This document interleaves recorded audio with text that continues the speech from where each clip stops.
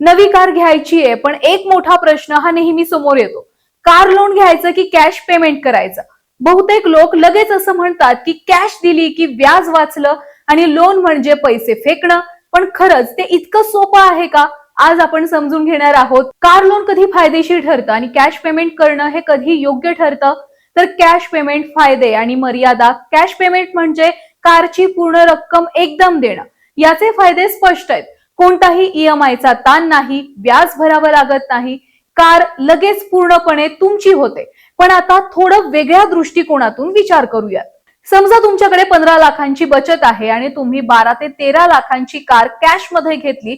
आज तुम्ही खुश आहात, पण उद्या जर मेडिकल खर्च, घरचं काम किंवा मग व्यवसायामध्ये गरज निर्माण झाली तर तुमच्याकडे लगेच वापरण्यासारखे पैसे उरत नाही. म्हणजेच कॅश पेमेंट हे मनाला शांती देतं, पण लिक्विडिटी कमी करतं. आता कार लोन कडे पाहूयात.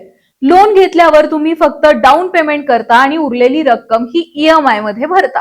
याचे फायदे: तुमच्याकडे कॅश शिल्लक राहते, त्या पैशाचा वापर हा गुंतवणुकीसाठी करता येतो. महागाई वाढत असताना आजचा ईएमआय हा उद्या तुलनेने कमी वाटतो, पण काही जोखीम सुद्धा आहेत.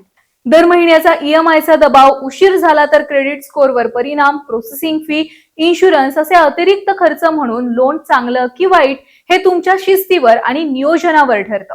चला एक साधं उदाहरण पाहूयात. कारची किंमत 10 लाख रुपये. Option 1 cash payment. तुम्ही 10 लाख एकदम दिले, कार तुमची झाली, पण बचत कमी झाली. Option 2 car loan. 2 lakh down payment, 8 लाखाचं लोन आणि 8% व्याजानं 5 वर्षांसाठी. 5 वर्षाचा ईएमआय मिळून साधारणतः 9.3 लाख भरावे लागतात. पण इथे महत्वाचा मुद्दा हा आहे, जर कॅश पेमेंट न करता ते 8 लाख रुपये योग्य गुंतवणुकीत लावले तर 5 वर्षामध्ये ते 12 ते 13 लाख रुपये होऊ शकतात. म्हणजे लोन घेतल्यामुळे तुमचा पैसा तुमच्यासाठी काम करू शकतो. जर तुम्ही शिस्त पाळली तर कार लोन की कॅश हा निर्णय घेण्याआधी स्वतःला हा प्रश्न विचारा: माझं इन्कम स्टेबल आहे का? ईएमआय भरल्यानंतर सुद्धा सेव्हिंग राहील का? कर्जाचा मानसिक ताण मी झेलू शकेल का? वाचलेले पैसे मी खरंच गुंतवणार आहे का की खर्च करणार?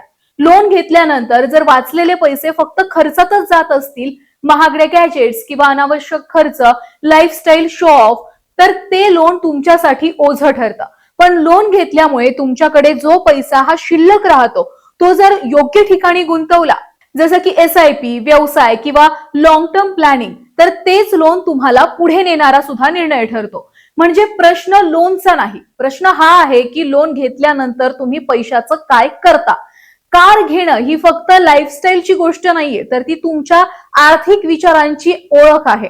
कॅश पेमेंट म्हणजे मनाची शांती आणि कार लोन म्हणजे योग्य नियोजन आणि भविष्याचा विचार. दोन्ही चुकीचं नाही, पण योग्य निर्णय तोच जो तुमच्या आर्थिक सुरक्षिततेला धक्का देत नाही. तुम्ही कार घेताना काय निवडाल? कॅश पेमेंट की कार लोन? कमेंट मध्ये आम्हाला नक्की सांगा. आणि असेच स्पष्ट, प्रॅक्टिकल आर्थिक निर्णय समजून घेण्यासाठी आजच अर्थक्रांती या आमच्या चॅनलला नक्की सबस्क्राईब करा. व्हिडिओ आवडला असेल तर नक्की चॅनलला लाईक करा, शेअर करा.